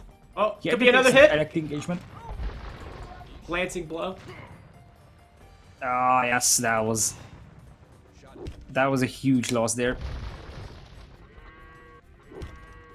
And also, he lost 2 villagers to those Conquistadors. That was quite a questionable move. Yeah, so here's another big hit. Oh, there's the big one. That's a huge hit. Yeah, that could be the game-changing hit over here. All of these Plumed Archers, low HP, losing 6 or 7. Now the Conquistador is going to move in. Now the Conquistadors can get tons of kills. And this might be the game. Yep. That could be the game over here. Look at that. DraCoNT is completely forced off most of his wood, so Northwood line lost for him. Oh, poor villagers, they're going to try to run away. How many are going to get away? Oh, he's fighting with villagers. That's never a good sign. That's never a good sign. And a lot of those villagers going down. 6 villager advantage for Pete, but it should continue to grow. DraCoNT has, however, clicked up to the next age. So theoretically, should be able to get Bracer, should be able to get a Trebuchet out. But will he keep enough of his economy intact? Yeah, he somehow needs to survive this. If he does that, he has the chance to take this castle down. And yeah, look at where he's being forced to make move from. So he's gonna just drop that lumber camp right next to the walls of Pete, so he'll have to move forward. But, well, still not a horrible situation for him, so he's definitely behind by much in villager count. But if he can chop that castle down, he should be able to reclaim quite a bit of map control. Still, I think Pete has the advantage over here, especially with that tower going up on that wood line. But still not lost for DraCoNT, but definitely a very tough situation. Conquistadors are gonna move down on those villagers now, most likely. Well, compared to DraCoNT's economy, Pete's economy is like, I don't know, it's like way better. So he should theoretically be able to go Elite Skirmisher, go something to help counter the Plumed Archers. Let's see how this engagement goes, as these Conquistadors are actually going to get picked off. Nah, it's going to be about even. Yep, but down the south, DraCoNT is losing villagers to Conquistadors. Look at that. Tower going up on the wood line, and DraCoNT is below 30 villagers in Imperial. That's not gonna be enough. Even if he gets to Imperial, even if he traps down this castle, he's not gonna be able to sustain his military numbers with this bad eco. He's just having a 1 TC on the middle of the lake, so it's gonna be really tough to actually create those villagers, then transport them outside. And GG. Yep. I think DraCoNT's villager number just got into the critical range, and it doesn't matter. He's up to the next age because he can't afford anything. Nice play from Pete in going for that all-in Conquistador push. I said at the beginning of the game, do we think the Spanish player is going to be able to come back from a 5 villager disadvantage? And it looks like that's exactly what we saw. Yep, absolutely true. Also, it's quite worth mentioning that just take a look at the kill death ratio, how efficient Pete actually was with his Conquistadors. So, 55 kills for Pete with 9 deaths only. Oh, wow. That was just beautiful efficiency there. And the key thing is that he invested his resources into those mangonels. Those mangonels helped so much over there. And the beautiful shot on all those plumes. That was the game-changing moment. So here we go. It's a 2-1 lead for Pete Martell now against DraCoNT. And, well, fourth map is gonna be Double Arabia. Now, what do you think about this map? This is, again, one of the, well, stranger maps, I would say, in this series. It's definitely one of the hardest one to micro, in my opinion. So it takes really a lot of focus to actually play this map. Because, well, you gotta focus on 2 TCs at the same time. Yeah, it takes a lot of focus. So far, I've seen Huns in this matchup because they're such a fast civilization. Really, the better your micromanagement is, the better you are at playing this map. But it's a really tough map. Yep, absolutely true. So this is the map where quite a few people, even skilled players, do make a lot of mistakes. So you might see some villagers dying in lures because players just can't focus on this many things in this setup. Also, what do you think is the key point in winning this Double Arabia map? So you definitely will have a way stronger economy, and you will get your eco up way faster this way. But how do you think is the best way to actually win this map? I think the best way to win is probably to wall off one side of the base and then the other side try to go in for some good aggression. I think that adding a single town center or 0 town centers is probably the best move because 2 town centers can get you with quite a few villagers by the time you hit Castle Age. And just, I think, walling and army position and control will be very key. Yep, absolutely true. So, welcome everybody. This is gonna be the 4th match in a best of 5 series between DraCoNT and Pete Martell, as Pete is having a 2-1 lead right now. On the north, we're gonna see DraCoNT in teal, playing as Hans in Double Arabia map, and on the south, we're gonna see Pete as well, with Hans in purple. Now, Hans for both players, what do you think about this? So there was a tournament that took place in 2012. I think it was a tournament that had a lot of Double Arabia. Huns was the consensus pick. Of course, nowadays the balance has changed a bit, and I think players are still leaning on the Huns because they're familiar with it for this map. Certainly it's a very good civilization because their economy's good, and their Night Rush and their Cavalry Archers are going to be very good, which are great for open maps such as this.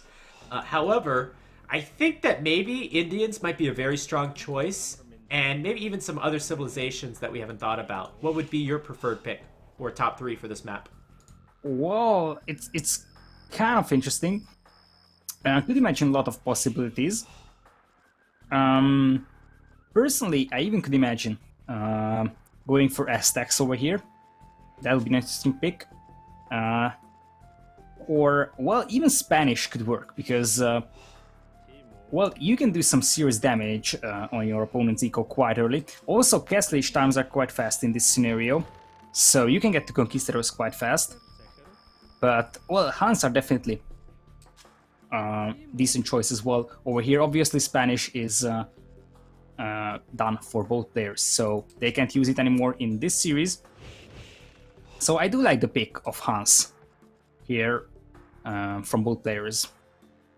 So, meanwhile, first lure was successful for Pete Martel. He was going for the boar very fast, so I was observing that while we were actually talking about the saves, that he went for the boar straight ahead. As we're gonna see the lure from DraCoNT as well. Now, I'm gonna look around the map over here. Seems quite balanced. Each player has some bag gold and stones, so lots of secure resources for the players. Yeah, looking at Pete's map, we have, I'm going to look at the left base first. Left base is extremely open, so that's going to be a little bit hard to defend. I actually see DraCoNT doubling his scouts, which means he's going to be trying to be aggressive. And could even steal that boar. Ooh, let's see. Yeah, that could be a possibility, or try to pick off the villager that's actually coming for the lure. Because, well, you do have loom on the villagers of Pete, so a single scout won't be able to do the kill, but 2 scouts could actually do that. Now, Jack is gonna leave eventually, but he could have been there to actually deny that boar, at least for a time. Now, Pete's left base has 2 backstones, and also this huge cliff on the right side, so from the north it's quite exposed, but other than that, it's not that horrible. Yeah, I think that Pete's right base is the only out of 4 bases that could potentially be wallable, and that could be a huge advantage. If players do decide to do that, if you wall your map, then you only have to focus on half the map, and that could be a huge benefit. That's absolutely true. The thing I don't like about Pete's left base is that his gold is at a horrible spot, so this is completely exposed in my opinion. And, well, to be honest, even on his right base, his gold is quite at the front, so another great gold positioning for him, in my estimation. Somewhat better for DraCoNT. He has a bag gold here on his left base, so this is quite safe for him. I think overall this is a quite balanced map. Relics also quite even for both players. So far, villager count somewhat in the favor of Pete. And has it been that way for all the games? Was it Pete the one? I think Pete was the one that's ahead in all 3 games in the Dark Age villager count. Yep, you're right. As we're gonna see, DraCoNT is trying to find some picks with his scouts, I am pretty sure.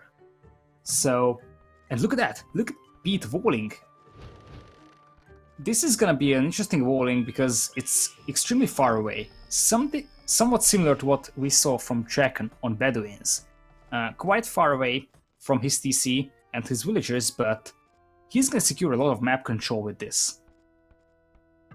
Well, one of the problems of walling far away is it's easier to break the wall since it's harder to repair. Looks like DraCoNT's going to go with a slightly faster Castle Age. We'll see if Feudal Age. We'll see if the players are able to have a nice clean build, and if DraCoNT will be the first to click up to the Castle Age, in which case that could be a huge advantage. DraCoNT's still looking for a villager kill with his scouts, and Pete doubling his scouts in the north as well, but not really finding anything quite yet. Yeah, personally, well, I think this is not a bad walling from Pete considering how open his base is, but yet again, like you said, these walls are quite far away from his TC and villagers, so this could be broken quite easily by an early push. Wouldn't be surprised to see some double layering there with blacksmiths or market. Also, he's not walling his right side of the base at all. This is quite surprising to me because, well, like you said, this could be way more easily wallable. Here we go. DraCoNT's going to be the first to click to the next stage. He's got his scouts all the way in the back for some reason. Maybe he hasn't found the left base of Pete. Meanwhile... Okay. Pete could actually... Alright, go ahead. Oh, that's so savage from Pete. He actually killed that sheep. He actually killed a sheep. And here we go. So Pete's gonna notice the stable from DraCoNT, so he knows what's to come. And this is an interesting blacksmith placement from DraCoNT, to be honest. And DraCoNT gonna repay him the favor and steal the sheep from under Pete's left base. And actually he's gonna get the villager kill. No, villager's gonna wall himself up. Yep, that's a beautiful quick walling there from Pete. So even though that villager is gonna be trapped in here for quite a while, so... And let's see.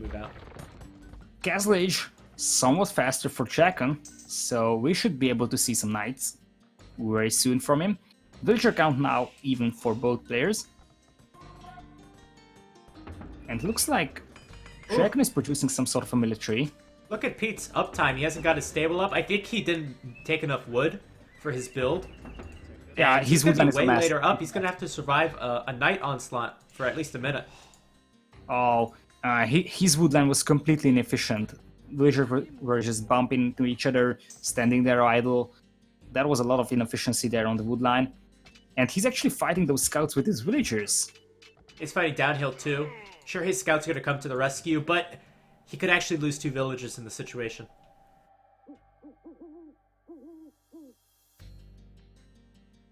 He could potentially lose his villagers in this situation, and this is gonna be very bad for him. And also, he has these walls quite far away from his villagers at this point, so knights could easily pierce through these walls anywhere they want. Scareboarding and bloodlines will arrive for DraCoNT, so those will be some strong knights arriving. And let's see. And you have to really like your position if you're DraCoNT. DraCoNT has, he's going to go up with a second stable, so not super aggressive with 3 stables, but still 2 stables will do a lot of damage. And DraCoNT's playing this completely open, which he can because he's first to the next age, and those are all resources saved. Yep. And Pete's gonna sense that he's in trouble, so he's gonna start making spears, but those are spears without a single upgrade. He's gonna palisade his right base as well, so he's completely walled, but, well, knights should be able to get past those walls quite easily, right? So we're gonna see a third stable from DraCoNT, so he might eventually go a little bit more aggressive. Yep, knights arriving. Okay, here's the first 2. There's the third stable. And looks like Pete will survive for the time being, but he's got to have to really hit the gas on production. Yep. So what would be the way to go for Pete if you were Pete? Probably just mirror his opponent, try to keep his walls up, and try to do the damage. DraCoNT hasn't walled it on his own, so if his knights can find a good angle and avoid the army of DraCoNT, which is a little bit larger, or should be because he's up to the next stage sooner, then he could do some good damage and get back.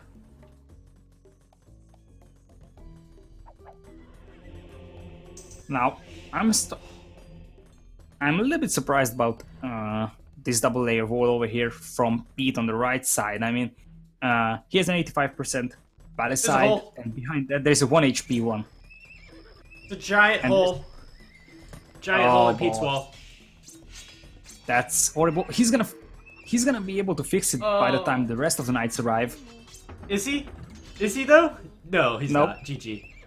He's gonna call the GG. He wasn't even making knights from those stables on the right. Yeah, he was in Castle Age when he started Bloodlines, so I think his timing was messed up by quite much. Not sure what forced him to do this, but... Oh, man. Well, definitely, I think some early issues, probably because of the fact that it's really tough to focus on both of your TCs. And yet again, I'm not happy with Pete's woodline over here, so this was quite inefficient early game, and that might have been the reason why he was behind in Castle Age time. Someone in my chat saying arena clowns don't even know how to make walls. They don't even know how to start with them for free. Yeah. That's true. So both of That's these guys true. are arena clowns. Yep. Well, I personally prefer Arena Clowns. I'm not saying that's bad. I'm also Arena fan, so I think just some very bad, not bad, but like, I mean, it's hard on this map, but some not optimal macro management leading Pete to fall very behind in this game.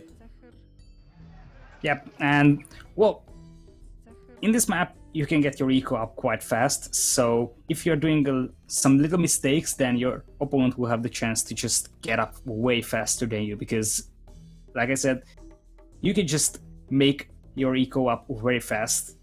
And for that reason, if you make a small mistake and your opponent doesn't do that, then he's gonna have a huge advantage. Also, well, I haven't been watching it, but while you're actually aging up to feudal, you can use your other TC to produce villagers. I'm not sure if either player failed to do that, but that is a thing that players sometimes forget to do. So that could have been an issue. And here we go, final map, Salt Marsh. What do you think about this map? So Saltmarsh, the original was terrible on Age of Conquerors because it was horribly unfair, but this new one is pretty nice. I think it's pretty similar to Ghost Lake.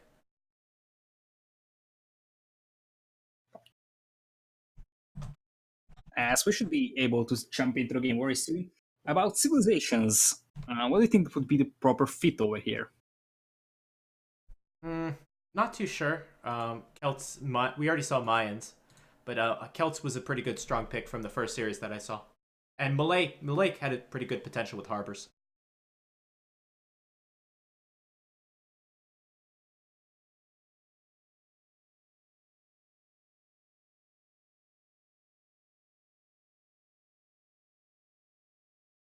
All right. Hello, everyone, and welcome to what will be the final game in this tied-up series, Aspiring Experts Round of 32 between DraCoNT and Pete. Very even series so far. We're on the map Salt Marsh, and this is the new Salt Marsh, and I'm joined here by Lida. Thanks.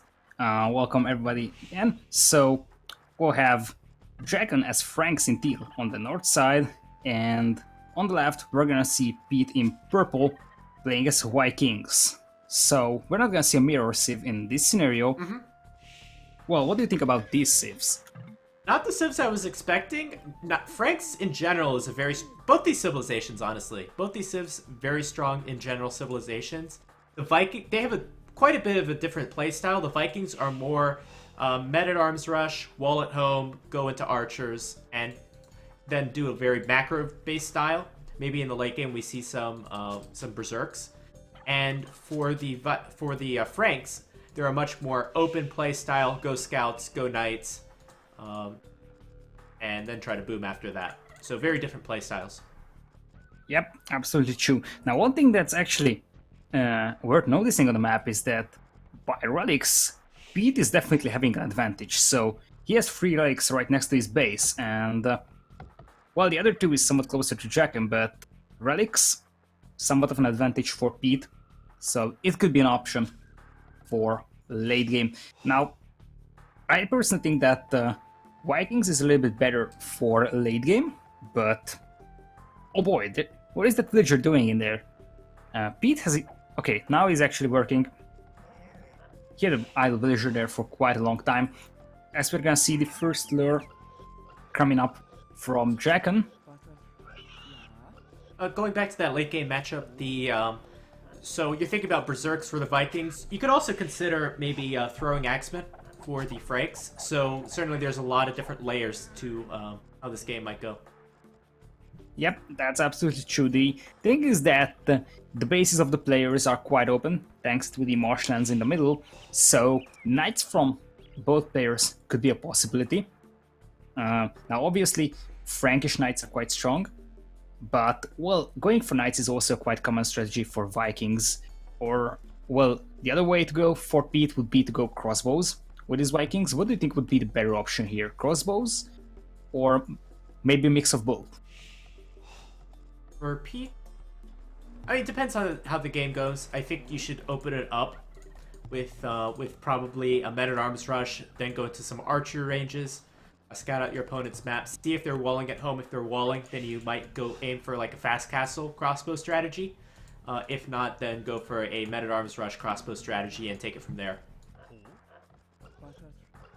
Yep, I agree to some point, but well, I share the opinion of one of the guys on my chat. So he's saying that Frank should be able to overrun Vikings in this scenario because, well, this base is so open that the early cavalry advantage for Franks could mean a lot of difference. It could, but I don't doubt these players' ability to wall or anyone at the skill level, and Pete's going to do his best to wall up. So if you get some walls up, maybe those scouts won't be too effective. Yep, that is smart thinking from Pete, because, well, he definitely knows that he's facing ranks, so he will have to wall it up. Now, not sure if he sees... Okay, he sees the hole on the left, so he should wall it up as well. To some point, yeah, he's gonna wall on the right as well. Now, one thing I noticed is that Pete is always walling quite early. Oh, that villager is exposed. It's no loom either. She's gonna go back, she's gonna be okay. Yep. Now also... Yeah, I think walling is great, but I think Pete could probably wait maybe 1 more minute in his gameplay or 2 more minutes in his gameplay, and it wouldn't hurt his economy as much. But I think walling's great in general. Yep, that's absolutely true. And what I noticed is that Pete generally went for some very early walls in a lot of matches. So in the third match, when he actually tried to deny the dog sneak as well, so quite a few early walls from Pete. And at that point, I was criticizing the fact that he's right now using 2 villagers to build those walls who are not gathering resources. I think DraCoNT has caught on, just as we've caught on, that Pete likes to wall very early. And DraCoNT, instead of going for a classic scout rush, which you'd expect out of the Franks, which is obviously not going to be very effective against walls, Pete has instead sent 3 villagers forward and is probably going to build some towers. Yep. Also, don't forget that Franks have higher HP on their scouts, so he should be able to engage Pete's scout without any trouble. And look at the scout from DraCoNT. He's going to get the +2 attack right now as he hits Feudal Age, and that's a dead villager.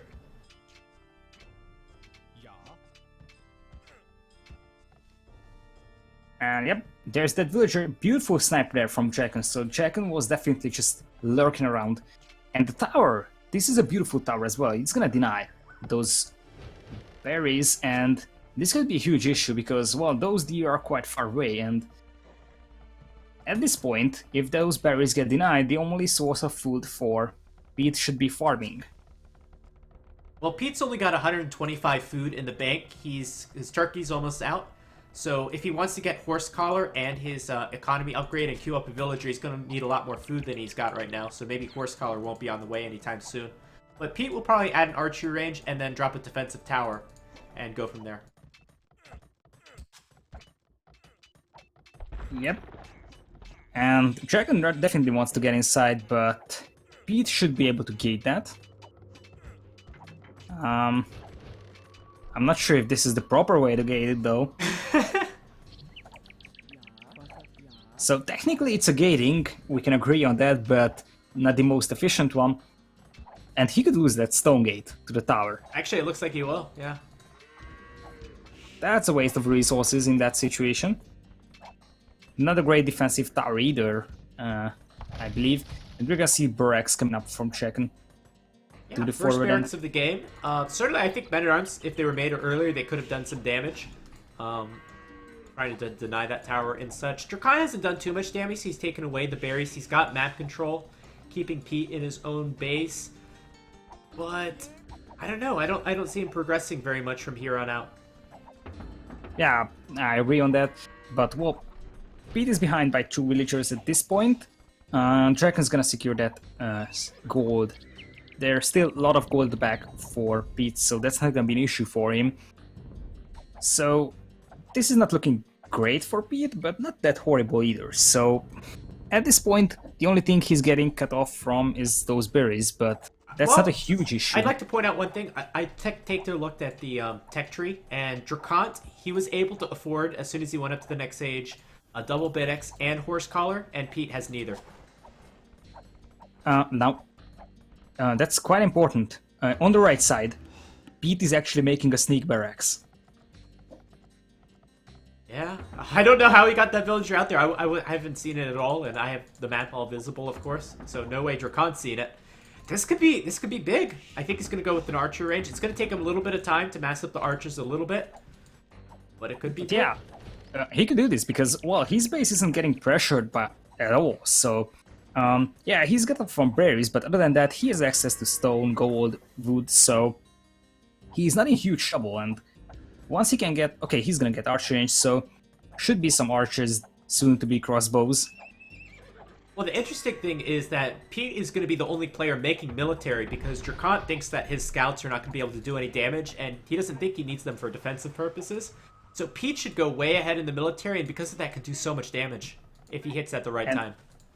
Look at that, Pete is actually making spears, so he's expecting DraCoNT to actually go for some scouts. Oh, look at that! DraCoNT's scout is trapped inside the base of Pete now, and DraCoNT's gonna go aggressive. DraCoNT's gonna go... Wait, it's Pete, okay. So, yeah, a little bit of misunderstanding over there, but Pete is gonna go aggressive, and DraCoNT's gonna stonewall himself. Look at these walls from DraCoNT. I don't think DraCoNT saw those villagers coming out either, even though it was in the line of sight, because I see no reaction from DraCoNT.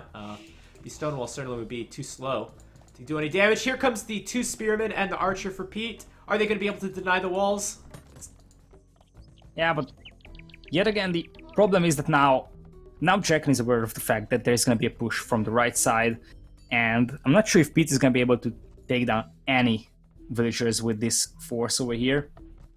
He's going to be able to deny the wood for some time and for some idle time, but other than that, I'm not sure if he's going to be able to pick off villagers. Well, Pete's got all the surplus stone from when he was defending earlier. He could place some towers onto the farms, and that would do a lot of damage. Oh, that is an aggressive tower over there. And it's a good one. That's a beautiful tower. That's gonna range quite a few farms over there. Pete even adding a dock. And yeah, DraCoNT doesn't have the stone for a defensive tower. So first tower's up, 3 farms having to be deleted from DraCoNT. DraCoNT, however, is up to the next age and probably can afford a knight or 2, which will have the extra, essentially, bloodlines on them. So maybe would be able to clean this up. Pete's got to continue to make some of these Viking spearmen to help ward off the knights, and hopefully Pete will be able to continue to do damage. Yep, but well, Pete is definitely far from clicking up to castle age at this point, so... I'm not sure if he can fight this in feudal. And the problem is that he's not doing any damage on the eco of DraCoNT. He denies a few farms, but other than that, now he denies the stone there. So this could be good on that point, but... Well, this is definitely a risky move from Pete, so he's gonna fight this in feudal most likely. It's gonna take some time until he will be able to click up to castle age. And he's gonna fight this with towers. I think for the time being... Go ahead. Yeah, I just noticed that galleys from Pete actually in play. Looks like DraCoNT is gonna focus on the push of Pete's base, as he's gonna start sending knights to destroy the palisades from Pete, and Pete is not reacting to this at this point. I want to say, I think for the time being, Pete is doing enough damage by causing his opponent to move and delete farms. DraCoNT's base is completely open in the north because there are those shallows there, and DraCoNT never bothered to finish off those stone walls. Scorpion out from DraCoNT, I really like that decision. And Pete's just gonna have to stay safe at home and hopefully do a little bit of damage to DraCoNT to stay in the game. Yep, that's absolutely true. Those knights are really trying to get inside the base of Pete, but no success so far. Oh, this one might be it. He needs to get in. What is that stone wall? So close, so close. Fraction of a second. Yep, but that's 2 dead villagers for Pete and knights inside his base. And he has no barracks back at home, so he has no tools to kill these knights. Not at all. He's got to make sure to wall to his town center to keep things safe. Back at DraCoNT's base, killing all of the army of Pete Martel. Only one archer and 2 spearmen making it out alive, and they're trapped. So not looking good for Pete at all. He's still stuck in the feudal age. Yep. And look at the resources. He's not even close to clicking up. And 4 knights inside his base. He's gonna stonewall his gatherers down south, but still, his woodline and stone miners could be exposed to those knights. And like I said, the problem is that it's just gonna be an insane amount of knights rushing inside his base. So at this point, that wall is still open. Knights will come in huge numbers, and he doesn't even have barracks back at home to fight with this. Do you think there's any way Pete can come back in the situation? That's gonna be a really tough question. Now, he is doing some decent towers into DraCoNT's base, so now he is definitely cutting him off from quite a few resources. I think... Oh, no, there's no way he's gonna be able to come back to this. I mean, look at those villagers. He still has a good population. He still has more villagers, but I don't know for how long. Pete definitely has the villager lead for some reason, which I don't really understand. Problem for DraCoNT is that he's completely cornered in his base as well, so this is a nasty situation for both players, because their eco is gonna be a mess very soon. And, well, DraCoNT is eventually taking the fight under TC of Pete, so he's gonna lose a number of knights to that. And decent quick walling there from Pete, so he eventually walled his lumberjacks off, and the only way through now is under the TC. He's gonna lose another villager to those knights most likely. GG. Good luck next. Yep. I completely understand this one. I think if Pete actually managed to wall his base off properly, then he could have had the advantage over here. Even with DraCoNT in Castle Age, DraCoNT's eco wasn't great. I mean, look at this base. He had just one source of wood. This could have been towered as well by Pete, so I think Pete had the chance to do some serious damage on the base of DraCoNT, but the fact that those knights actually came in. So this series, very quick games, and despite a very close series, which is kind of unusual, but yeah, some very quick games, seeing a little different of this different civilizations, and really it's just a taste of what we'll see more of in this tournament as we go on to the round of 16 and eventually the later rounds. Yep, that's absolutely true. Quite a few matches coming up on this weekend. What are the matches that you are the most hyped about? I'm really curious about that, because, well, quite a few high-rated players playing. What are the matches that you're actually waiting the most? Well, so for tomorrow I'm casting Loiza and Seoul. I'm looking forward to that matchup. Loiza is probably the favorite in this tournament, but the VNS guys are really good, despite us not knowing as much about them. I really like about this tournament that I think the skill level of the players are pretty close together. It's not one of those tournaments where you say, oh, well, this player is probably going to win it. It's really hard to predict who is really going to be on top in this entire series. Yeah, I absolutely agree.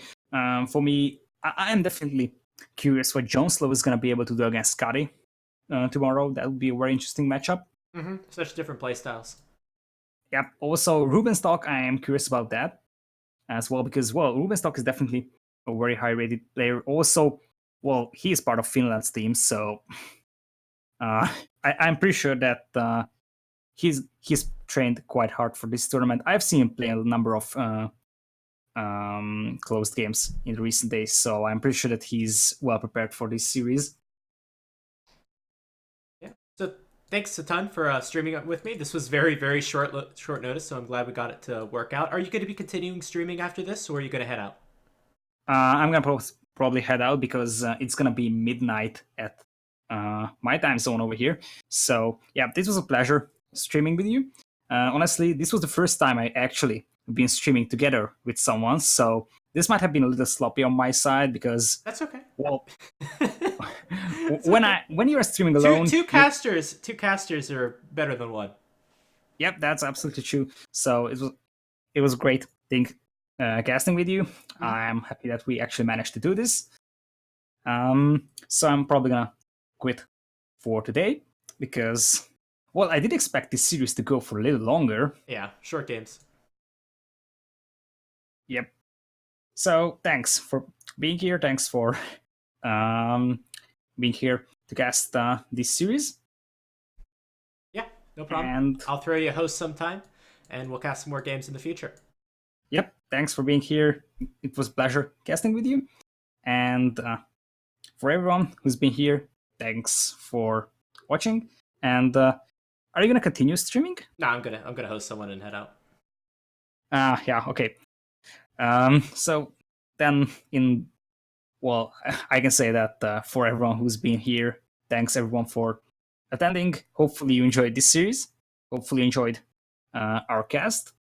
And we'll come back tomorrow with additional matches, most likely. Well, I am for sure.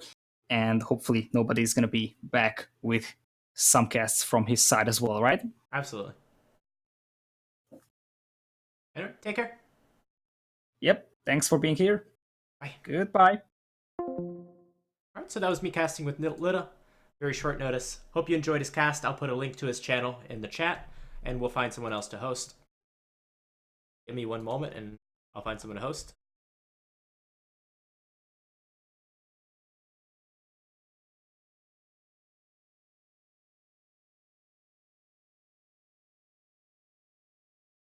So that's his channel. You can give him a follow right there. Let's see where Demise Red is in his cast. I think it's the last game of today, and it looks like... Oh, these are high-rated players. Yeah, let's throw Demise Red a host. Alright, see you, everyone.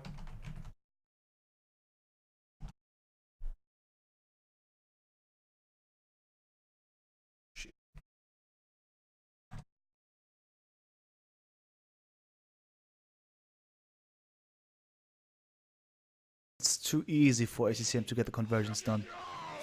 Will be official. Thanks for the host. Appreciate it.